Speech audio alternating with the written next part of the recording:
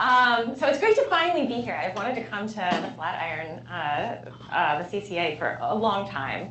And so we finally managed to make it work, and this is a wonderful place, and you've kept me busy all day. And it's nice to see so many friendly faces here. So as you may have noticed, you have some A, B, C, D cards in front of you, which you'll be asked to use shortly, and I'll explain the rules of the game. But before we start the game, I found it useful to give you kind of a broad overview. I noticed there are many experts in the circumgalactic medium here, but maybe you'd like to hear my short spiel on why I think the circumgalactic medium is important. And so what I'm showing you is this image, which perhaps some of you are sick of at this point, but Jason Tumlinson, Molly Peebles, and myself put this in our annual review article in 2017 as our kind of ultimate cartoon of the circumgalactic medium that's meant to illustrate that, you know, a galaxy lives a life of turmoil, of constant upheaval, where it balances, you know, infalling material with recycling material, and star formation is constantly pushing material then out of the galaxy. And this gas in the circumgalactic medium is playing an incredibly important role in galaxy evolution. But I really look forward to a day in which we can take this picture and just put a giant red X through it. I mean, it's almost certainly a very simplistic view of the circumgalactic medium, and one that doesn't capture all of the rich physics contained in this medium. But before we talk about the circumgalactic medium and the cosmic baryon cycle on large scales, I first want to focus on a much smaller human-sized scale. And so most of you here readily appreciate that your physical bodies are composed of atoms that were not fused for your exclusive use. Perhaps, I think, one of the most important illustrations of cycling on our own planet and recycling is the following analogy. And so if everybody just takes a deep breath in,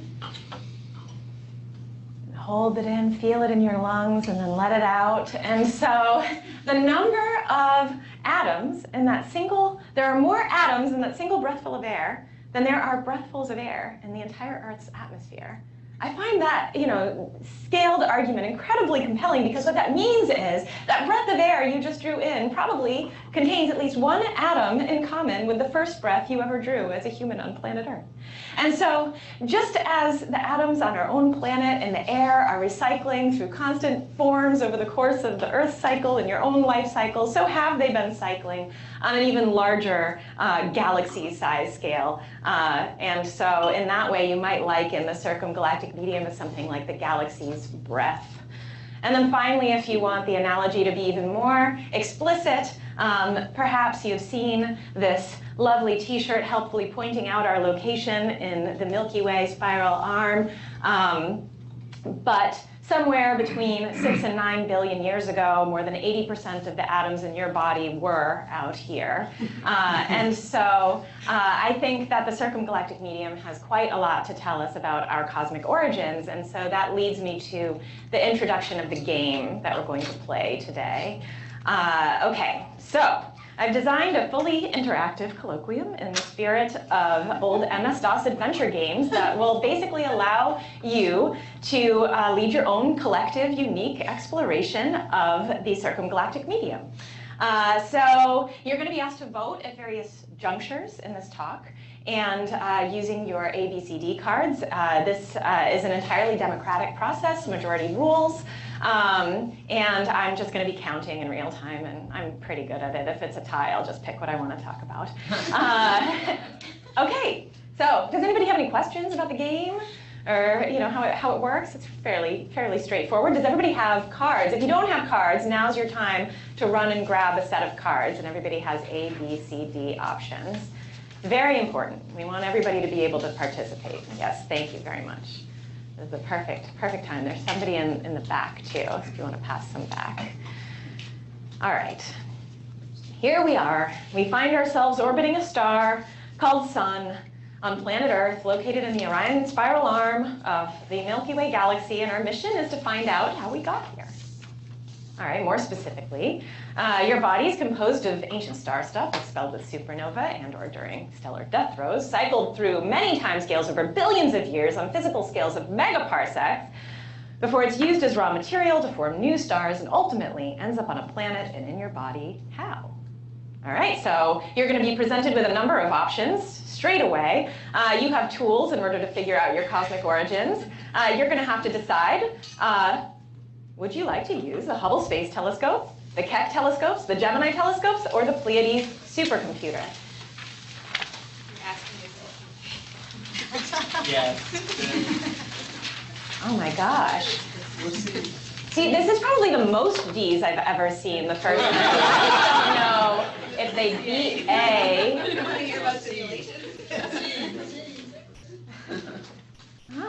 Interesting. Okay, I'm taking D. I'm sorry. Yeah, Brennan, you lose. D1. D should be banned at the CCA. Yeah. All right, you chose the Pleiades supercomputer. The first time I've ever given this talk that's been chosen first. Congratulations. So now to continue on your mission, you're going to have to design a computer simulation optimized for a specific scientific goal. All of you are familiar with this. You have two choices. You can investigate black hole feedback with genetically modified galaxies, or you can use synthetic spectroscopy on simulations that include cosmic ray physics.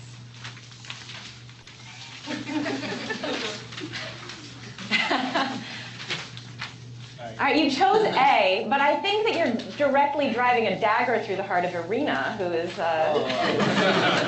sitting here, who would have been highlighted and We just had a whole group meeting. All right, so you chose to investigate black hole feedback with genetically modified galaxies. And in this, we're having a little bit of a technical issue. I've got the rainbow spinning wheel of death here. Abort. Abort. Let's not abort, though. Let's see if that works. Let's see if I can get, okay. Whew. All right, so I'm going to be highlighting work that was done largely by my graduate student at the University of Washington. This is Nicole Sanchez here. She's also the lead singer of the Night Lunch Band. That's her pictured there singing. So she decided to lead an exploration of cosmological simulations run in Romulus 25. This is a 25 megaparsec cosmological volume, SPH simulation. And she also then genetically modified one particular galaxy 4 distinct times. And this genetic modification tool is a way of just slightly tweaking the initial conditions so that you kind of hold everything constant except for one parameter that you might tweak ever so slightly. And this has been pioneered by Andrew Ponson at UCL. So what Nicole did for this experiment to investigate the circumgalactic medium was she first chose 52 galaxies with a mass range that kind of is similar to that of the Milky Way galaxy, a stellar mass that goes from about 3 by 10 to the 9 to 3 by 10 to the 10. It's a little lower, I guess, than the stellar mass of the Milky Way. And then she chose one galaxy that she called Patient Zero. That's kind of a true Milky Way analog, and then genetically modified it. And I'll tell you a little bit more about those specific genetic modifications that she did on those galaxies. And so they're two experiments, but they're uniquely related to each other. And she was going to explore oxygen-6 in the circumgalactic medium in particular. And so what you can see here is actually a result from Tumlinson et al. 2011 and the Cos-Halos team. The galaxy data come from Werk et al. 2012. Many of you may be familiar with this plot, but I'll walk you through it. What you see on the x-axis is the projected distance from the galaxy in kiloparsecs. This is a sightline, a quasar sightline that pierces the galaxy at some distance. And then the column density along that sightline observed in the ionization state of oxygen-6. And what you see here are a division between star-forming galaxies and quiescent galaxies, where star-forming galaxies, as blue squares, tend to show an oxygen-6 column density between 10 to the 14.5 and 10 to the 15, fairly universally, whereas the red galaxies show somewhat lower column densities, or not at all. So there are a number of non-detections around red galaxies. And so one of the key results from this work is that the galaxy dichotomy, which presents as the kind of red and blue galaxy dichotomy in galaxy disks, also is manifested in the circumgalactic medium through oxygen-6 in particular. And so this has been a kind of interesting benchmark observations for a number of theorists to compare to. Nicole did just that, and so she took the 52 Romulus 25 galaxies that roughly span the same mass range as the points that are plotted here, and shows that yeah, she can roughly match the oxygen-6 column densities, but it doesn't seem like there's any bimodality that's really emerging here. The red galaxies have almost just as much O6, and this is a result that's been also reproduced in other cosmological simulations. Ben Oppenheimer found that, in fact, it might be more of a halo mass term. Okay, so she's not finding, at least in the simulations, that star formation is significantly affecting the column density of O6 in L-star galaxies.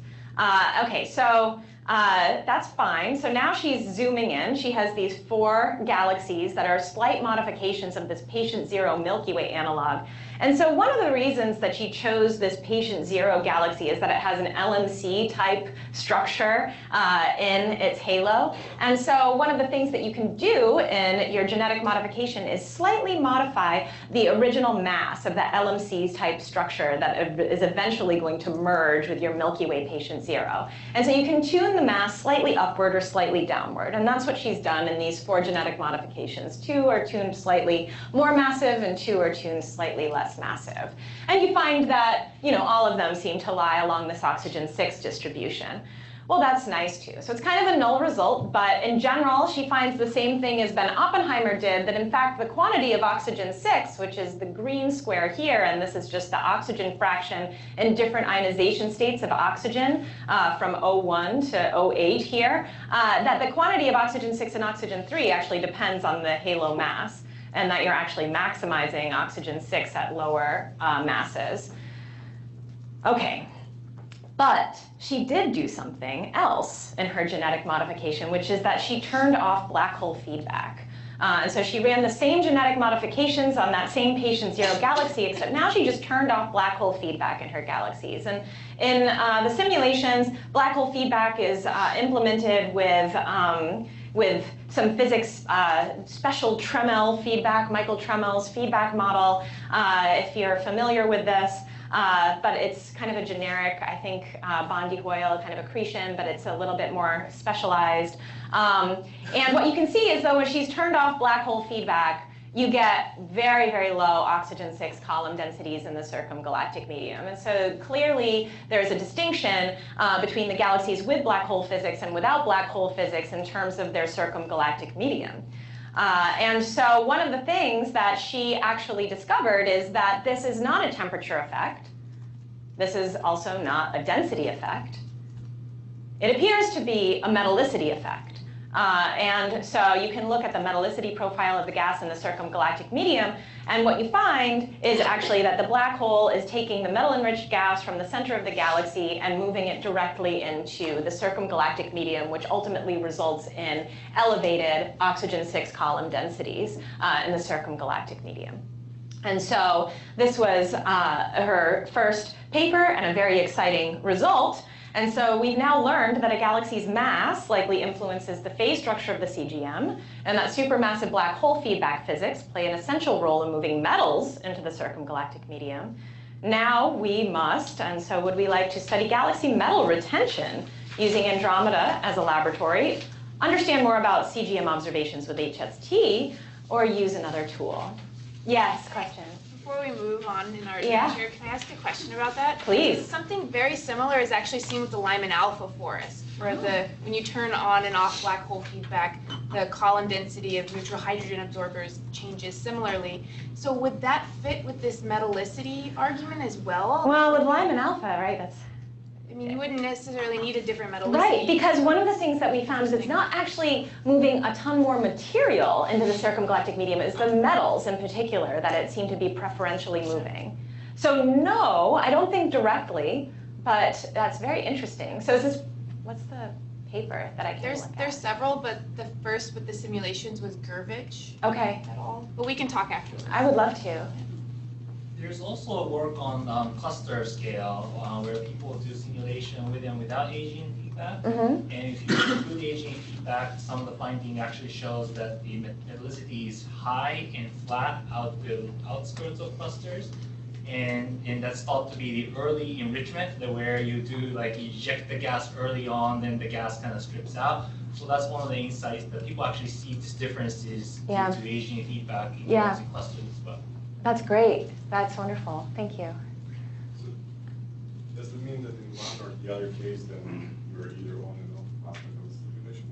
Because it's a huge amount of metals that are being injected, like most of the ice. You're either on or off. What, Dushan? The mass metallicity relation. You're on the mass metallicity relation regardless. So I don't know exactly how that works. So this is the metallicity profile, but I think within the galaxy itself, maybe it's not changing things so dramatically or not enough to take it off the mass metallicity relation. But given that there's a large reservoir and you go to third solar or something, then it means that it's as much as an ISM. That's true. So, Yeah, that's a good point. I don't know. Yeah. All right. But now we have to vote. So Andromeda as a laboratory for galaxy metal retention, understanding more with the HST, or using another tool. Wow, everybody wants to go to Andromeda, which is wonderful. Except for Grace herself, who is sitting here.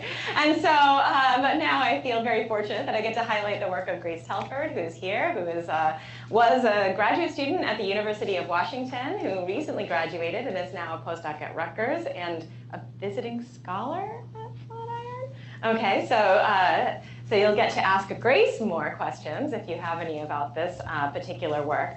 So Grace is tracking the cosmic baryon cycle using metals because metals form inside of stars, of course, that predominantly live inside of galaxies. And so in this way, they act as tracer particles of material that has been in the stellar disk at some point. And what Grace did for this project was she used FAT, the Pan-Chromatic Hubble Andromeda Treasury, a multi-cycle HST program that mapped Andromeda in 6 different filters and resolved something like, I don't know, 6 million stars. Oh my gosh, auto update, no thank you. What is happening with my computer? All right. But in general, you can resolve the star formation history across the disk of Andromeda, which is very impressive. And so ultimately, this gives you, not only do you resolve the star formation history, but you can resolve something called the metal production history of Andromeda. And in particular, Grace focused on the metal retention fraction. And so this quantity can tell you what fraction of metals have stayed in the galaxy disk, and conversely, what fraction of metals have been lost from the galaxy disk. Because if you know the star formation history, you know the total number of stars that have formed, you have some estimate of the yields and the supernova rate, and so you can figure out the total number of metals produced, and then with measurements, you can go out and measure how many metals are actually present, and this tells you either how many metals are still in the galaxy or how many metals conversely have been lost, assuming that you're not losing metals once they're created. And in general, I think that that's probably a fine assumption. So this is just an example from FAT of the color magnitude diagrams that you can derive and that allow you ultimately to derive the resolved star formation histories and resolved metal enrichment history of Andromeda. And so from doing this in every single field of view of this HST FAT footprint, getting color magnitude diagrams, fitting isochrones, Ben Williams in 2012 derived a star formation history, or I guess in 2017, resolved a star formation history of Andromeda. So a couple things to note about this figure is that the early time, you know, you're in a very large bin there, right? You don't get very good time resolution at very early times, but you can see at later times too. The star formation rate of Andromeda fluctuates over cosmic time. And so what you're seeing is the star formation history, but of course Grace was able then to turn this into a metal production rate specifically. And there are a large number of uncertainties in calculating this metal production rate, and in particular in the type 2 supernova rate, the type 1a supernova rate, the AGB yields. You can see Grace meticulously tracked the uncertainties in each of these quantities, and you can see type 2 supernova dominate, but these contributions are not insignificant from the other components. Okay, so now we have a metal production rate, and so here is Grace's spatially and temporally resolved metal production history. The first bin is all just the same, but it's going to start changing. And what I love about this is you can start to see that the metals are produced in the spiral arms. You see the spiral structure kind of jump out. You see there's a lot of metals in the center of the galaxy that have been produced, where quite a bit of the star formation has taken place. And so then what you need to do is you can take an accurate census of metals present in the stars and the gas and the dust. And so Grace did this.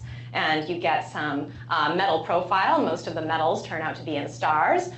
Some of them are in dust in the galaxy and in the ISM as well. And again, she meticulously tracked the systematic uncertainty budget for each calculation. And so let's combine the two into a metal retention fraction for Andromeda. And you can see that metals must have been lost from the M31 disk.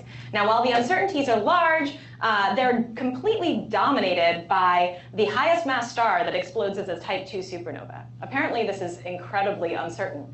And depending on what you assume for this mass, you can get huge uncertainties. Now, if you just choose Grace's favored model, the uncertainties from the rest of all of the assumptions lie in this blue band. But regardless of what you assume and the huge uncertainties, Andromeda's present metal content sits down here. And so immediately we learn that Andromeda must have lost a significant fraction of the metals that it produced over its life.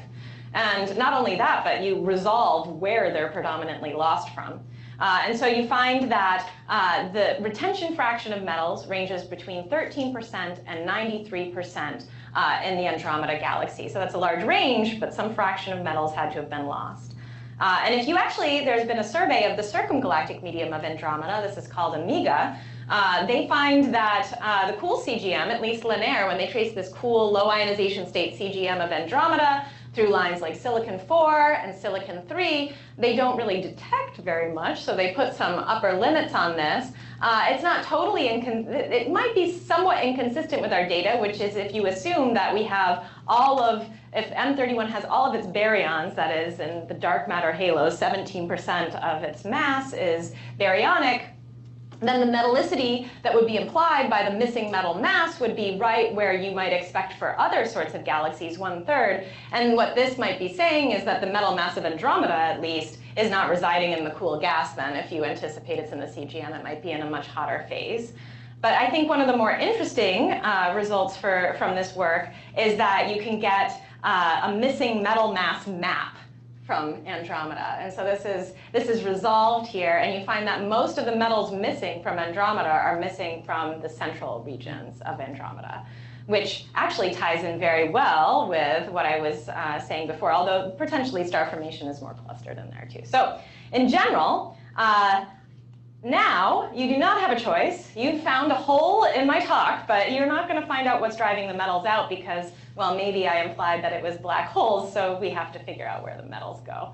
So now you're going to use bright blue quasars at a redshift of 1. Actually, do you guys want to use another tool? That'll get you. All right, we're going to abort the mission. No. All right. Whew. See, this is like, okay, what tool would you like to use? I like to give you choices. No, Chris. Actually better than C is definitely not winning, Drummond. I'm sorry. I think if you have an A or a B, can you just keep the A's and B's up? It's going to be easier for me to count. Sorry, guys.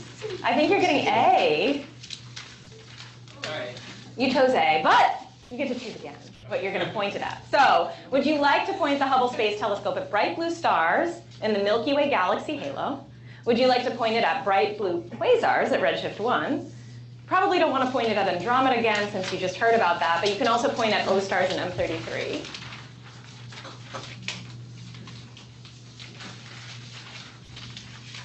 Thank you for not choosing C again, everybody.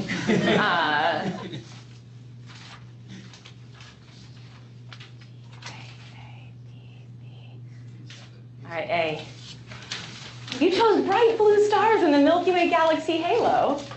All right, so we've been talking a little bit about gas hundreds of kiloparsecs from the galaxy, at least what we were tracing with Nicole's study.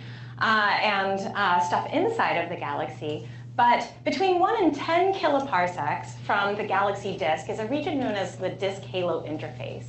And this is where the true action of accretion and outflow are occurring. This is a kind of cartoon of what's envisioned as the galactic fountain. I don't hold this picture in my head necessarily, but it's one of the ones that everybody uses for the galactic fountain. I should take one of the pictures from Drummond's simulation or Chang-Woo Kim's Tigris simulations. But in general, material is ejected from the galaxy, which we've learned, from Andromeda. It cycles, close to, in this disk-halo interface region, goes out and comes back in. And the phases in which it does so are potentially multi-phase. The rates at which it does so are potentially governed by rotation, the ejection speed. All right, but before we begin, I have to give you a little bit of context for the observations, which is that detailed calculations based on hydrodynamical simulations are indicating that anywhere between 60 and 80% of the photons emitted and absorbed by diffuse galactic halo interface gas are UV photons. So at low redshifts, the study of the circumgalactic medium is inherently UV science. And that's really the main point I want to make with this plot. And so this is a plot I would like to show you, just explaining some of the ions that we use as tracers in the ultraviolet. This is a plot that I call the fake phase plot that I was forced to make. This is in the annual review article with Jason Tomlinson and Molly Peebles. And they insisted I make this. I dragged my feet, but I made it. And everybody says it's very useful, but I'll just give you my caveats for why I didn't want to make it, which is that the x-axis represents the equilibrium density that any of these given ionization states of metal lines would have if they're in pure photoionization and thermal equilibrium. The y-axis, on the other hand, indicates the equilibrium temperature that any of these ions would have if they're in pure collisional ionization equilibrium, right? So you're getting temperature from collisional ionization equilibrium, density from photoionization equilibrium. It's a little disparate. However, it's actually not a totally insane physical picture. So it's fine as an approximation to hold in your head. But there is a caveat, and look at these densities have a huge range, necessarily so. So that's one of the things that you need to derive from detailed modeling and that we're still not sure about how to model. But in general, some of the ions, here's our friend 06 who lives up here at an equilibrium temperature of about 10 to the 5.5 Kelvin. This is the peak of the cooling curve. It lives at very low densities, whereas things like silicon-4 are a little bit lower temperature material and higher densities. And so these are the kinds of ions that we'll be talking about. And generally, because the circumgalactic medium is inherently UV science, the new UV instrument that was installed on the Hubble Space Telescope in 2009 during the resurfacing mission by John Grunsfeld and Andy Fustal really just was a total game changer for CGM science.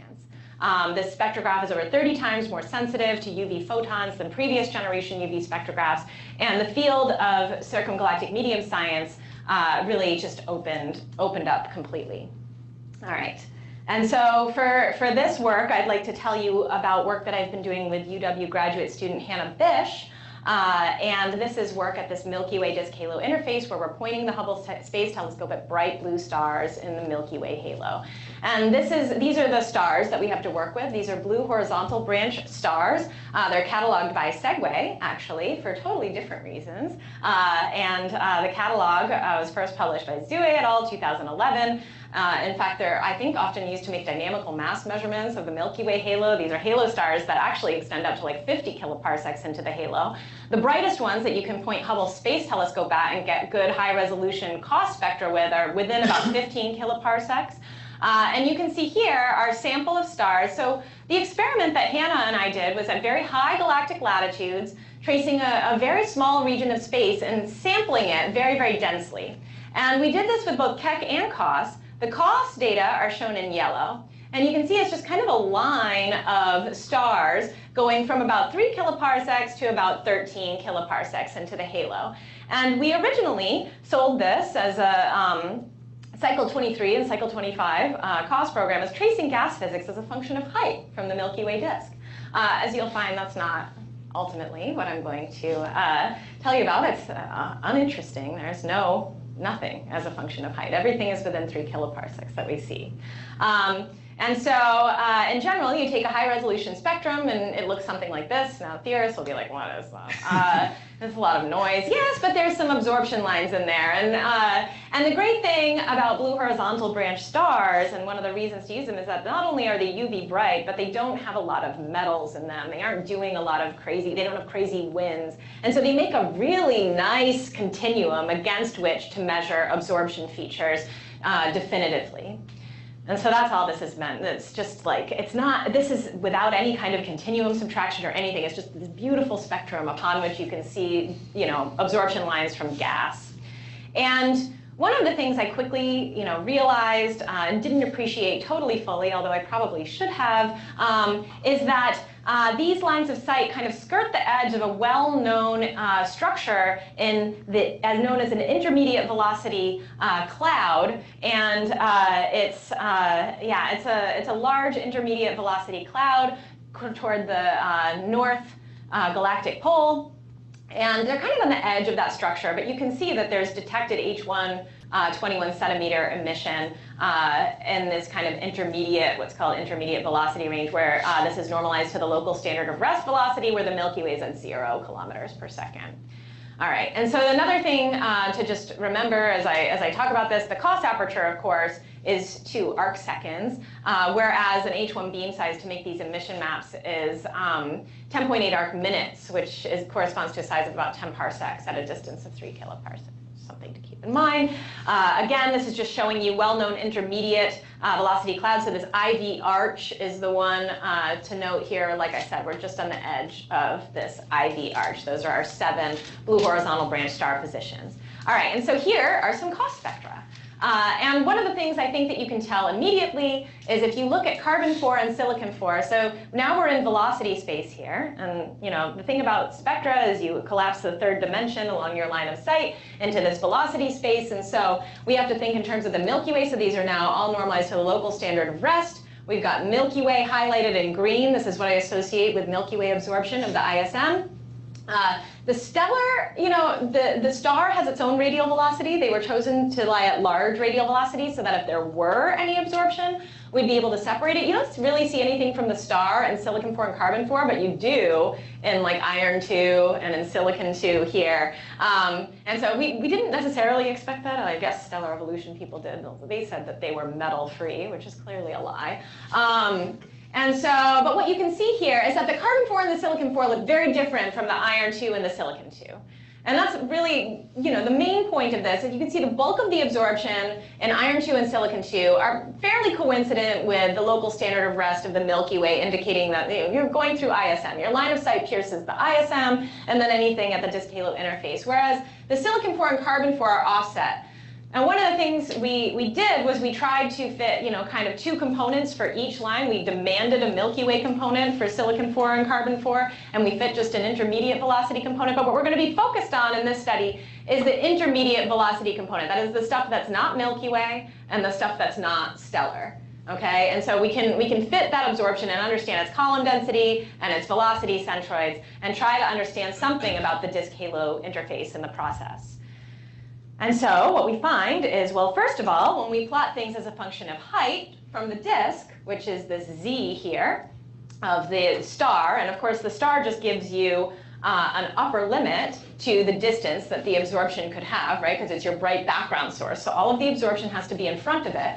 And so you would think that if there's material, more material above, you know, 3 kiloparsecs up to 12 kiloparsecs, that as you go up in height, you would get more and more material, but we're finding that's not true at all. So as I mentioned, tracing gas physics as a function of height, that's not happening. Okay, so what else can we do with these data? Well, one of the things, maybe, I don't know, you're theorists, but one of the things that observers might notice is, okay, so this is not demanded even remotely, but if you look at the carbon-4 in orange and the silicon-4 in purple, these points here, like I didn't demand that they be the same, but if you look at the way that they're like fluctuating with each other and their different positions, they're like mapping each other perfectly well. Not so much with the iron-2 and the, what is the other one there? Calcium-2.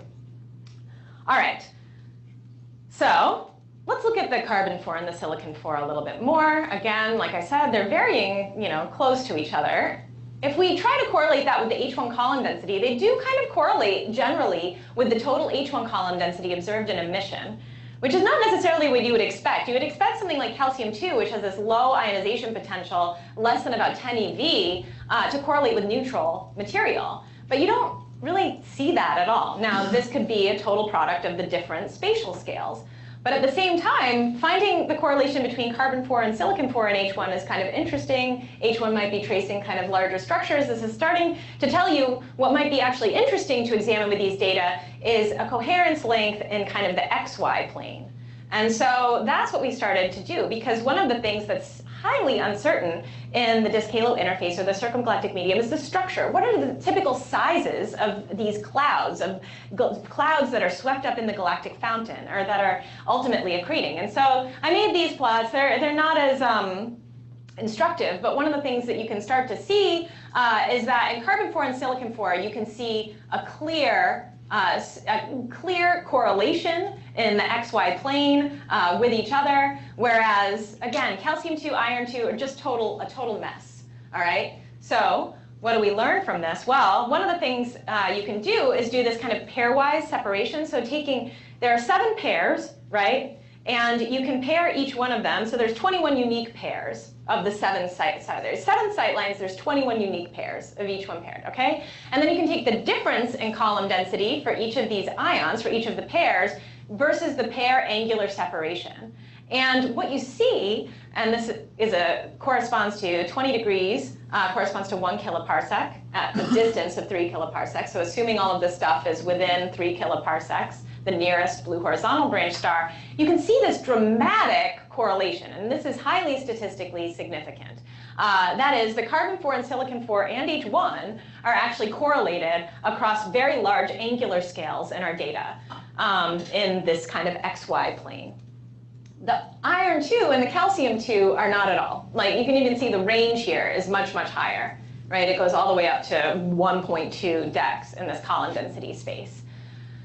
And so one of the things I think to take away from this figure, and one of the main takeaways, and now this is from Work et al. 2019, it's on the archive, it was just accepted, I'm going to post a revised version soon, but high ions in H1 are tracing coherent kiloparsec scale structures. I think that this is telling you this directly. Other people have made assertions kind of more indirectly from covering fraction arguments, but I think what we're seeing here is directly an argument for kiloparsec scale structures in this kind of intermediate ionization state gas. Whereas for iron-2 and calcium-2, you're seeing this total scatter. They don't also trace H1, and that's one of the key points here is that the H1 beam size, it corresponds to about 10 parsecs at 3 kiloparsecs. So they're possibly tracing structures smaller than 10 parsecs. Now, we did this a little bit better with Keck, but you're probably not going to get to hear about that. But I would say anywhere between 10 parsecs and 500 parsecs are kind of the size scales of this low ionization material. And the other thing I did was some ionization modeling. And this is because what I was really obsessed with, and what I pointed out earlier, is that the silicon-4 and the carbon-4 are varying with each other very much so that their column density ratio is basically constant. And it's this constant value of about minus 0.7 in log space, all right? It doesn't vary very much. These are a full spread of our measurements, right? The median value of like 0.69 has very, very little error on it, okay? So this value actually turns out to be really interesting and really constraining. And so, this value is constrained. Of course, the fraction of carbon in carbon-4 will depend on the metallicity of the material, the metallicity that you assume for the material. And there's another constraint you can use to actually constrain the density, the amount of carbon in carbon-4, but you can use the pulsar dispersion measure. So there are also pulsars in the halo of the Milky Way, and this gives you a direct constraint on the dispersion measure, which is like an electron column density through a plasma. I won't tell you all the physics of that, but using those constraints and then additional metallicity constraints from some intermediate velocity cloud measurements, you're immediately in this regime here where basically, 25% of your carbon has to be in carbon-4, but then you're at odds here. And so one of the things that comes out of this, these kind of disparate solutions that I'm highlighting in blue and from the pulsar dispersion measurements and the independent metallicity constraints, is that if you want the gas to be metal enriched, which it almost certainly should be metal enriched, then silicon-4 has to be depleted relative to carbon-4. That is, you have to be, for some reason, your ratios way down here are telling you, oh, maybe there's very low metallicity gas, but actually it should be closer to this because silicon-4 is being depleted onto dust. And that's not actually crazy. All right, so there are some studies that tell you that in the warm ionized medium of the Milky Way, there might be some significant amount of dust affecting this medium. And so what I think that this ratio is actually telling us is that WIM gas is pretty dusty, on the order of what it is in damp Lyman alpha systems outside of the Milky Way. And this is not contingent on what you assume for the H1 column density, by the way. I just want to mention. That's what that other plots. But also, you could say, well, what if silicon-4 and carbon-4 are collisionally ionized? I actually have other arguments that show maybe they're probably not. But one of the constraints you get from that, that's fine. This ratio, again, is here at minus 0.7. It lies along the CIE curve when carbon-4 is 20% of all the total carbon. And so that limits you, though. Like, that means that your metallicity of the gas has to be at least a third solar. And why that's interesting is that if you're going to ask that the gas be collisionally ionized, it actually comes from a very different origin, right? Like, it's probably cooling out of a hot corona. And as far as I know, there are no independent constraints on the hot corona of the Milky Way. So if you favor a model in which carbon-4 and silicon-4 are collisionally ionized, then you're demanding that the hot corona of the Milky Way be about a third solar metallicity. And then finally, this was something new that I added to the paper, which is about to be reposted to the archive. The referee asked me to determine the mass accretion rate, and in particular, we can actually do that very well, determining an areal mass accretion rate, assuming that these structures are about a kiloparsec in size, with our constraints on the fraction of carbon and carbon-4, constraints on the metallicity, you could get a range. In general, we know an accretion velocity as well. These are straight up, right? Their accretion velocities moving toward the galaxy within 3 kiloparsecs are about minus 45 kilometers per second. If all of this material gets accreted onto the Milky Way, its areal mass infall rate is about 0.0008 solar masses per kiloparsec squared per year. That might seem low, but that's approximately the areal star formation rate of the Milky Way galaxy.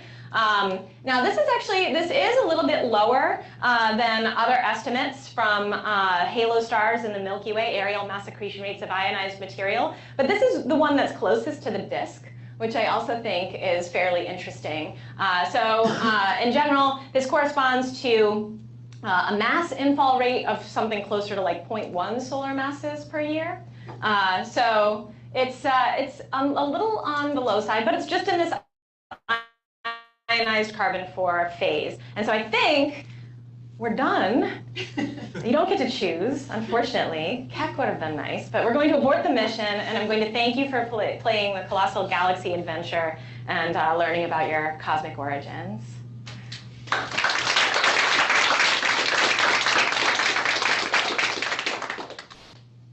Any questions for Jess? Any more questions for Jess? Sorry? So the last number for the infall rate would be the infall rate of total gas at that temperature? Yeah. I mean, the thing is, if you're imagining that it's photoionized material at about 10 to the 4 Kelvin, these are these kind of larger, but it's like a larger scale, highly ionized structure, then it's a different density from the kind of cool clumps. But yeah, it's some characteristic density. If you're imagining it's collisionally ionized, it's at like 10 to the 5 Kelvin. But yeah, so gas in that particular phase that's traced by silicon-4 and carbon-4. So going back to this metallicity effect due to HEN feedback, I agree that the HEN could be important for like significantly mixing and getting the metals out. But you also have observations in sort of red and dead galaxies that metallicity is low. Do we? Do you? Or like I saw No. non-star forming galaxies. Did you not have an oxygen 6 that's very large? Oxygen 6 is a little lower. Oxygen 6 is low. Then the H1 is present in spades, and also the low ions, so the lower ionization state material is present. And those metallicities are constrained, and they're just they're like half solar to solar. So yeah, they're quite metal enriched. Yeah. I didn't show that, unfortunately. I didn't talk about quasars, but yeah. But do you actually have a simulation that reproduced oxygen 6 column densities for non-star forming galaxies? That's it seems like most of the In fact, the simulations don't get the oxygen-6 column densities right generally. So they did in Romulus 25, but there might be some issues because there's no metal line cooling, which we discussed in Nicole's paper. But simulations are typically like 0.3 dex lower than the oxygen-6 column densities, although recent work indicates maybe cosmic rays can help drive up oxygen-6 column densities. But the blue-red dichotomy hasn't been reproduced by the simulations, at least in terms of if you hold halo mass constant. But the red galaxies and cos halos do have a slightly higher set halo mass, so it could be explained by it. I don't think a mass effect is ruled out. When we decided to point at Andromeda, you talked about how we can go and separately work out or observe the present-day metal abundances and then the history of metal production. And I was just wondering if you could talk more about how we infer the past metal production. Yeah, okay, so this was a lot of work done by Grace, and so Grace is your go-to person, but generally what she had to do was, assume a number. So once you get a color magnitude diagram, you figure out how many stars formed, when they formed. You have to assume things like an initial mass function, and then you have to assume yield rates. You have to assume mass bounds, and so this is where all of these uncertainties come from. And then how metals are produced are predominantly type 2 supernova, type 1a supernova, and AGB stellar evolutionary phases. And so cataloging how all of those are done, is an extremely computationally intensive process that I'm sure Grace can talk a little bit more about at some point if you'd like to ask her. Great, thank you. Yeah. Rachel, you want to go? Yeah, this is back to black holes. So Ina Choi has done work with simulations that include black hole feedback that's implemented in rather a different way. So it's from radiation pressure from the broadline region of a radially efficient accreting black hole. And she finds a similar effect that the metals get out more. So the gas density is depleted because a lot of gas is removed, but the metals get out.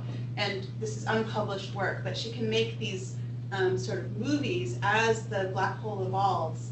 Then the oxygen-6 agrees with the observations, and then it just dives down when the black hole switches on. Whoa. So it may be the way that the black hole feedback is implemented that's really needed to get this bimodality. So she does get this very strong bimodality, and it's clearly very closely connected to the duty cycle of the accreting black hole. That is fascinating. Yeah, one of the things Nicole is doing right now is she's tracing metal fluxes as a function of time in terms of the black hole growth history, and so it'll be very interesting to compare to these models, I think. Yeah. Mary, you had a question. Yeah, I'm wondering about your argument with the H1 versus calcium and such. Is that you're making the argument of scales, right? But I'm still not quite getting why you see the same gradient as the silicon-4. I know. Well, so I think, okay, so let me, gosh, I have like a million slides here to actually go back to. I was going to have you go back, and I'm like, but how did she go back? No, I can go back. Hold on. It's actually, if we just play the game again, I can get there easier. Hold on a second. All right, we got to use the Hubble Space Telescope. Sorry, we got to use bright blue stars. All right, there. All right. So is this PowerPoint? This is, I know, it's hyperlinks. It's horrible technology, but okay, so so the silicon-4 and the carbon-4 are correlating with the H1 column density roughly. And so if I go back to the H1 map here, you can kind of see that the H1 does have this level of coherence, and especially in the more diffuse component on large aerial scales. And so that's kind of what I think what's driving this general correlation is that the very, very diffuse lower column density H1, which is, we're not over any of these smaller clumps here, is what's driving this generic correlation, right? So if you just assume that the gas has kind of a regular metallicity and that is this diffuse structure, that the silicon-4 and carbon-4 are generally tracing it, whereas I would argue that the calcium-2 and iron-2 are probably in very, very small clumps that are not being resolved, basically, is what the argument is. Just because there's no reason that iron 2 and calcium 2 should be tracing neutral gas better than silicon 4 and carbon 4. But if you're just assuming that they're kind of broadly tracing this diffuse component, whereas if the H1 is really clumpy, which I know that you've done work on this, like when you go to smaller and smaller scales, you resolve these like super small clumps, right? I don't think there's evidence to support that when you compare the calcium and the H1, the transmission, I thought they tracked, right? No, the calcium and the H1 definitely don't. Right. So, no, not in your observation. Oh. I'm thinking previous studies, I thought. But yeah, that's really interesting. Yeah, I know. I found that actually very puzzling too. And I mean, maybe if we had like more data points over a larger region of the sky, you might find that. But for these, we're not. All right, I'll take maybe the final one. So I'm really intrigued by this silicon depletion relative to carbon, and so much of the photoionization modeling assumes solar abundance patterns. Absolutely And right. you sort of taught me about this nitrogen 5 problem, and I'm wondering, and many people have brought up that maybe the solar abundance pattern is wrong, is a poor assumption. I was wondering, how much do you think we need to worry about this? This is in the disk halo interface, but also maybe out in the halo as well. Yeah, I think we might need to worry about it. I don't know for sure. So you're right, this is within 3 kiloparsecs. So if you imagine a fountain, like there's a lot of dust in the disk of the galaxy that could, get lifted out and be kind of, entrained, to use a nice buzzword. Whereas, in the farther outer parts of the galaxy, I can't imagine how dust survives, way far out there in the presence of this extragalactic UV background, but it's not outside of, the realm of possibility, in which case you have to worry about this a lot. And I will say not only dust, but non-solar ratios of the elements. Of course there's non-solar, right? Like why, you assume that for simplicity because you have no other choice when you're doing this modeling. But what I would love to do is, some study of general depletions. But what you need is a lot of time, very high signal to noise data with UV spectrographs that go far into the near UV that cover, a broad range of low ionization state transitions. I mean, I could write that proposal, but I doubt they would ever give me time for that. But yes, I think that this is the future, and I think in particular, I would love to measure different ratios of elements, specifically nitrogen to oxygen, I think would be a really good one. But if you look at like alpha elements present, you could constrain what types of feedback are happening. I mean, this is great. I think that it's really hard, though. It's really hard to do. Some of the data might exist to look at this. I mean, we know the intermediate velocity clouds are dusty. You can detect them directly, but do you think some of the archival data would be actually be used? Maybe. It's something I've been meaning to check out. I think you would need very high signal to noise, and I would love it if it covered like zinc. And like these are very like near UV lines, but maybe for the interface you could do this and actually constrain the dust abundance.